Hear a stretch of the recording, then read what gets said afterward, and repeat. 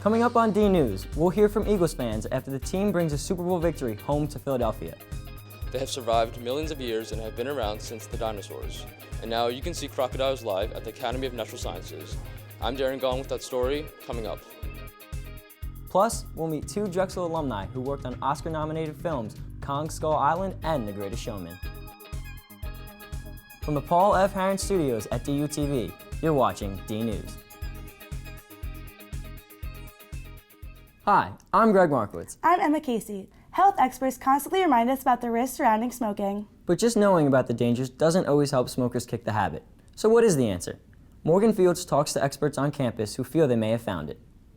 In November of 2017, Drexel enacted a new smoking ban across the majority of its campus. I'm here today to get people's opinions on Drexel's new smoking-free areas.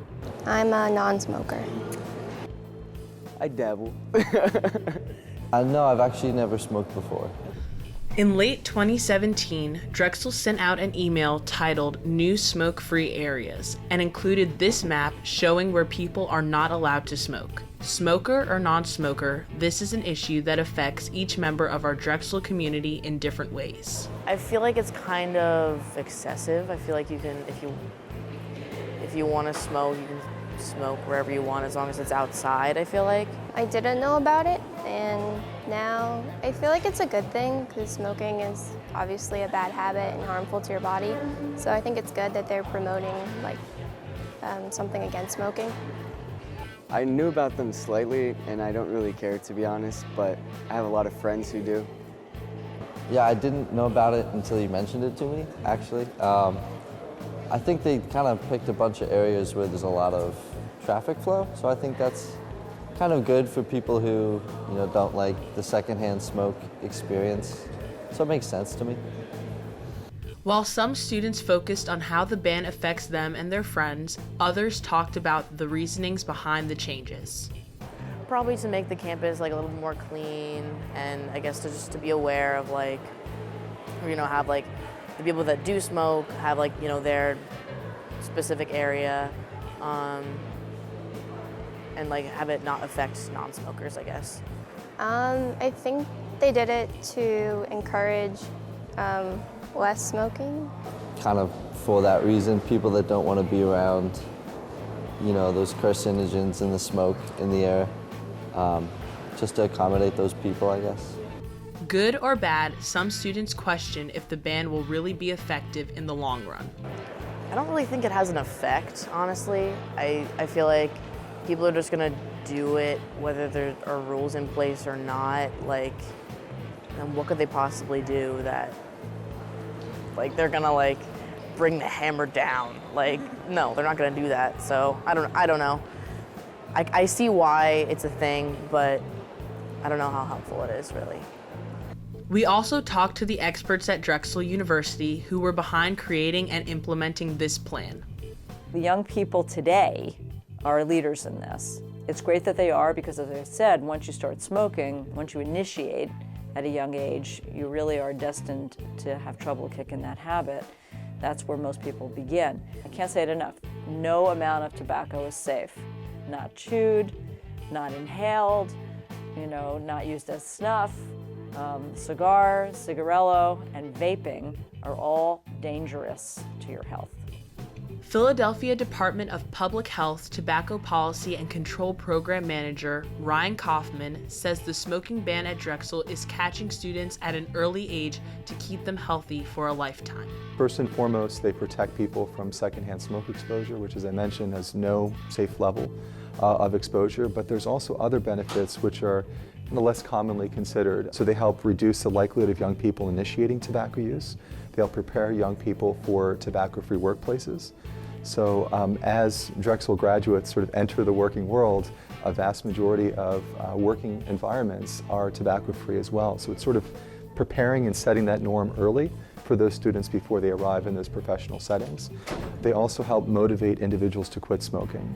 Kaufman says smoking bans like the one at Drexel are key to reducing tobacco use, not only for young adults on campus, but for adults throughout the city and beyond. So about 90% of all smokers start before the age of 18, but about 99% start by the age of 26. So the college-age population is a very critical point in time when experimental tobacco users become daily or frequent tobacco users. Morgan Fields, DNews. Drexel joins thousands of campuses across the country and over half a dozen in Philadelphia alone that are tobacco or smoke-free. Drexel has resources for those who are currently using tobacco and want to quit. Pennsylvania also has a free quit line. It's 1-800-QUIT-NOW. Call for free coaching over the phone, text messaging support, and even free smoking cessation medications. And check out smokefreephilly.org for tips and resources to become tobacco-free. The Oscars are among the most prestigious awards in the world of film. And this year's nominees include 4 movies employing crew members from Westfall College's Cinema and Television Department. Armand Olia reports. The Greatest Showman, Kong Skull Island, Ferdinand, and Dunkirk all employed students who graduated from Drexel University's Cinema and Television Department. I had the chance to talk to 2 of these students, Andrew Catania, an assistant production office coordinator for The Greatest Showman, and Kevin Sawicki, a member of digital utility for Kong Skull Island. Both graduated from Drexel University's film and video program. I feel that Drexel University had a strong foundation, or allowed me to have a strong foundation on being very hands-on with equipment from the get-go. The professors there, as well as the equipment rental facility, was top-notch for its time, and really allowed me to build the confidence to head into a job like Kong Skull Island. Drexel is kind of interesting in the way that they work, and I say that because they really kind of throw you into the fold the first month that you're there. I mean, I think we try to prepare students in a couple of different ways. One, by making sure they know each piece of production, so even if they're not interested in sound, they'll learn sound. If they're not interested in cinematography, they'll still learn it. One, because it opens up job opportunities for them. Secondly, because it makes them more comfortable and useful on any set, regardless of what position they're in. We're interested in developing storytellers, and we're interested in developing a group of people who understand story at a fundamental level. This form of preparation allows students to not only work hard and excel, but also gives them a chance to learn. I feel like at Drexel University, we had a lot of really hands-on experience. I got to work on off-campus. I got to work on a lot of personal projects, passion projects. I feel like it really did just give me the confidence to get in there, get my hands dirty, and have like a wider scope and knowledge of the tech side of equipment. And as that happens, it gives these students a chance to become successful within the industry. I think Drexel has an amazing mix of artists that go to school together and really work well together, and it really fosters this sense of family. And when you graduate, you kind of all stick together and help each other out. So much of this industry is based on what you've done lately, and so for these students in particular, they've got this great piece now on their resume that sort of verifies them in a new way to open up different doors for them. There's still, even though I've been doing this for a long time and we teach these things, I'm still like a little bit of a fanboy inside. So when somebody I know got to work on Kong Skull Island, that's just fantastic to be able to talk about. Reporting from UCross, Armand Olia, DNews. There's no Oscar up for grabs, but the stakes are still high for Drexel students taking part in a different competition.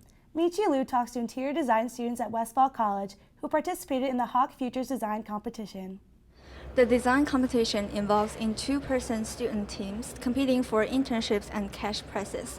The student who taking part in HOK Future Design Competition says it's been an amazing experience. I think we both talked about it and we were interested in doing it because it could look really good on portfolios. It shows extra initiative. It's a great opportunity to get your name out there, and there's also a cash prize. So they gave the different prize for top 3. So the first prize is $6,500. William Mangold, an assistant professor in Drexel's Department of Architecture and Interiors, talks about his students' entry. The competition, as I've seen it, is a site that's located in the Navy Yard in South Philadelphia. It's a proposed project for a pier that's near, if anyone's been down there, it's near the aircraft carrier that's docked down there.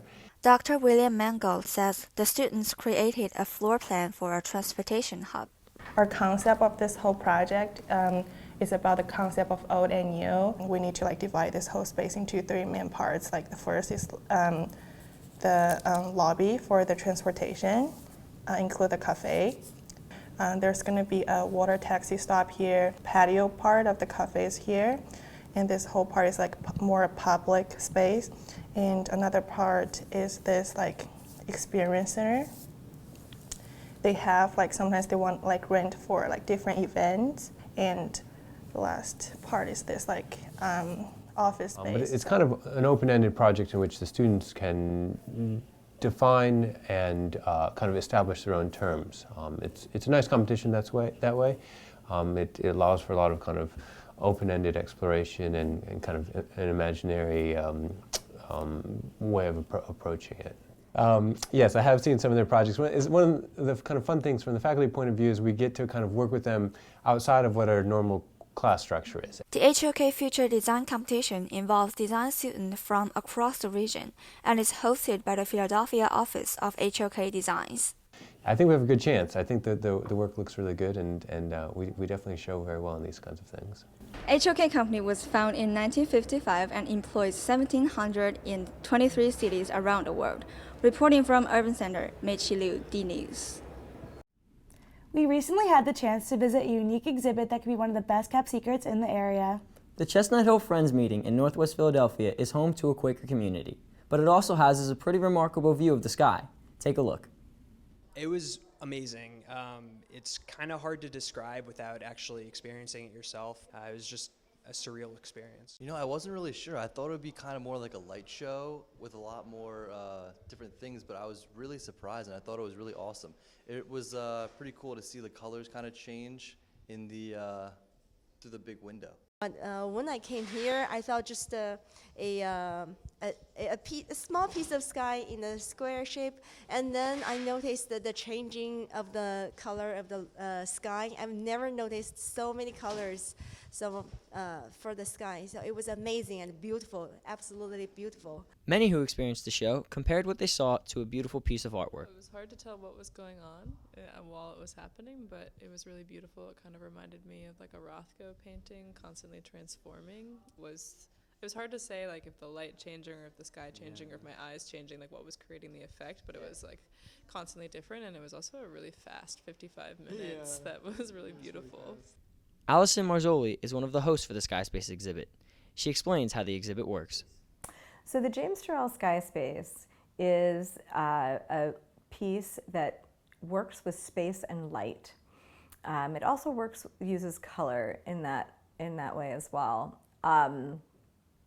And there are three variations of the program. There is a dawn opening, a dusk opening, and a closed loop program. So the most common types of openings are dusk openings, where there is a retractable roof that opens the ceiling directly to the sky.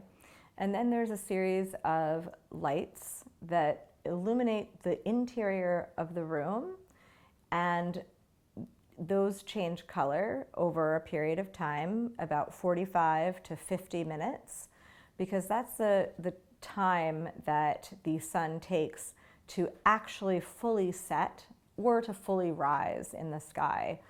And so the lights change color over that period of time, and therefore the changing colors inside the room alter your perception of the sky that is outside of the building.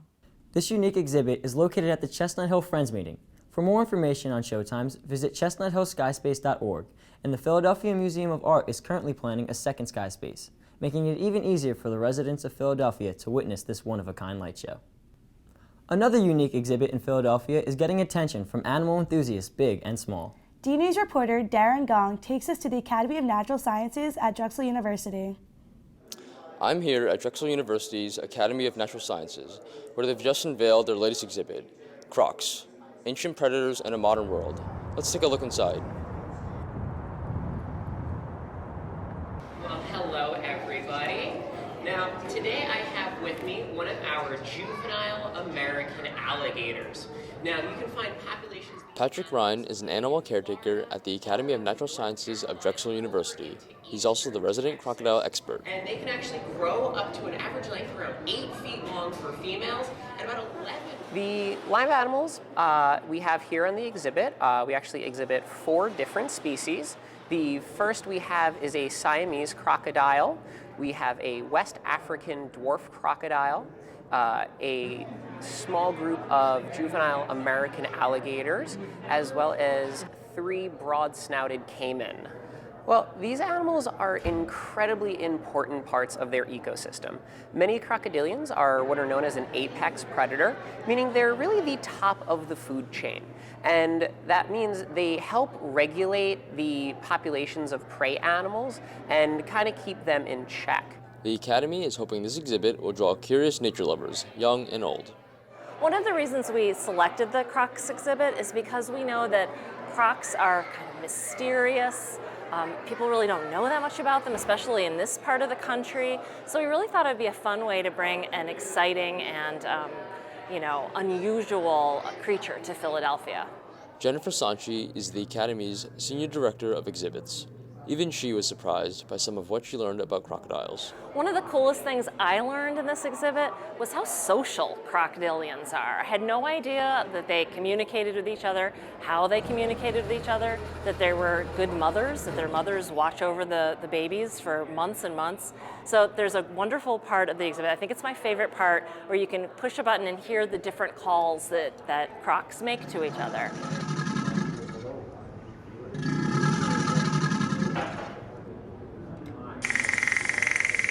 The exhibit also features a large variety of videos, infographics, and other interactive displays, like the force gauge, where you can test your own strength against that of a croc. They can generate bite forces as high as 30,000 pounds. If you look at the true pressure they're generating, are as high as 250,000 pounds of alligators and crocodiles. If you can connect with crocodiles, you can connect with anything. To look at them is to be, it brings out of you a sort of a primal fear and anxiety. We're scared of things we don't understand. The joy of this exhibit is it takes a really difficult subject and it addresses exactly that problem. It helps you understand.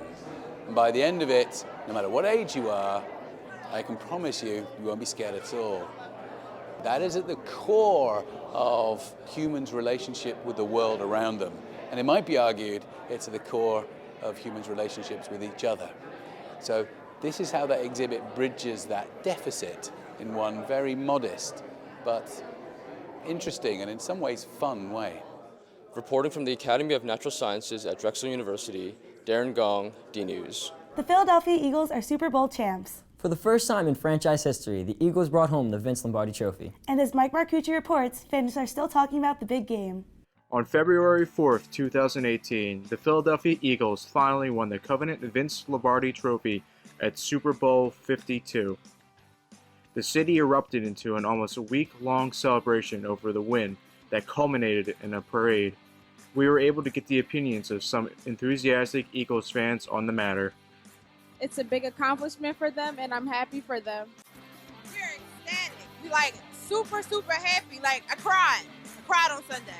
During the actual game, some fans were sure that the Eagles had the win. Others, however, were a little doubtful. To be 100% honest with you, I wasn't really sure if they were going to do it. I had it in my heart the whole time. I wanted them to win, but, I tried to be realistic about it. So today, especially, is a beautiful day for Philadelphia, for Eagles fans everywhere, and for America. Fans were also enthusiastic about the party being thrown by the City of Brotherly Love. Today is awesome. All these people out here, there's no drama, there's no fighting, there's no violence. We're all out here for Philadelphia and the Eagles. Most important, fans are happy of the effect the Super Bowl is having on the city. I feel like today's the day we can actually kind of come together and celebrate as a city, regardless of, ethnicity, economic background. This is all something that we can rally behind and appreciate together. In the end, fans are out to show their support for the green. I'm Mike Marcucci with DNews. We put together some of the best tweets and posts from the Eagles fans on DNews social media pages. Be sure to follow us on Facebook, Twitter, Instagram, Snapchat, and LinkedIn. While social media can be great for situations like Super Bowl celebrations, it can also have a negative impact on some users. I had the chance to talk to Drexel University peer counselors about the growing concerns around mental health and social media.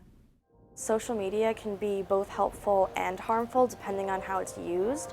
So, for example, with social media being helpful for people with mental health issues, they can have the chance to reach out and connect with people who have had the same experiences as them or similar situations when they may have not had that opportunity to in real life, especially because mental health is such a taboo topic. Peer mentor Emma Savitsky says being able to reach out and talk to someone who knows what you're going through can be really helpful. But she says, just like with most things, there are negatives to social media as well. So with personal image, I think that on social media it's very similar to real life in terms of your personal image because it's projecting what you want other people to see. So if that's causing someone distress, I would say, in my own personal opinion, that maybe taking some time to kind of maybe step away from social media if they feel like that's what they need to improve themselves and feel better.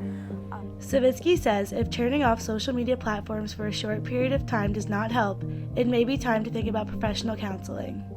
If they're still struggling and this problem is much deeper than just social media and it's their self-esteem as a whole, I think that counseling and therapy and reaching out and just talking to someone in general is pretty much helpful for anything and for anyone. So if someone has that opportunity, I would strongly encourage them to do so. Savitsky stresses that she is not a professional or a licensed counselor yet, but she is working towards becoming one in the future.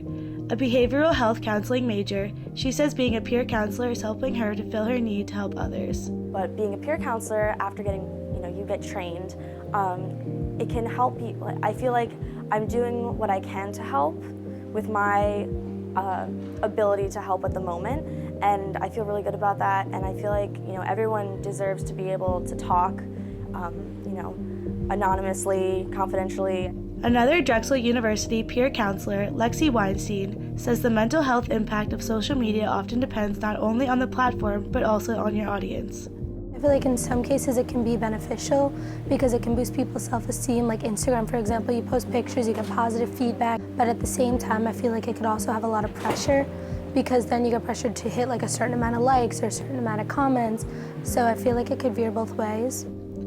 And while it can veer either way, Lexi says we all should keep in mind that not everything we see on someone's social media page is reality. More often than not, unfortunately, with our modern day population, more often we edit our pictures, so it's not what you're really seeing in real life, and that's not an accurate depiction of who you should strive to be because everyone has their own unique aspects to themselves, and their self-esteem shouldn't reflect off of what other people look like because everyone's different in every way, and everyone has their own flaws and imperfections, while at the same time they have their own aspects that make them really incredible. While we know staying off of all social media is nearly impossible, especially for the younger generation, we asked the peer counselors which platforms they feel are the safest for healthy conversations. YouTube can be helpful for people with, to share their own stories. I feel like that's definitely something you see a lot with someone, opening up and talking about their struggles, which can kind of start a conversation. And even with Twitter, with the Me Too movement, that's something, started a conversation. So, and every year they have Bell Let's Talk and some other hashtags that are similar to that for, World Mental Health Day. So I feel like when there's the opportunity to start talking about it, that's when it's going to do the most help. Well, I feel like Instagram is most commonly utilized in terms of just connecting with other people sort of thing and picture-wise, but I feel like if you want to get beneath the surface and get legitimate conversations and actual relationship sort of things out of it, then Twitter's a more direct way. If you are struggling with emotions, whether brought on by content on social media or otherwise, services are available through Drexel's Counseling Center 24 hours a day, 7 days a week. You can see contact information on your screen. Thank you for watching DNews. I'm Emma Casey. I'm Greg Markowitz. Have a great quarter.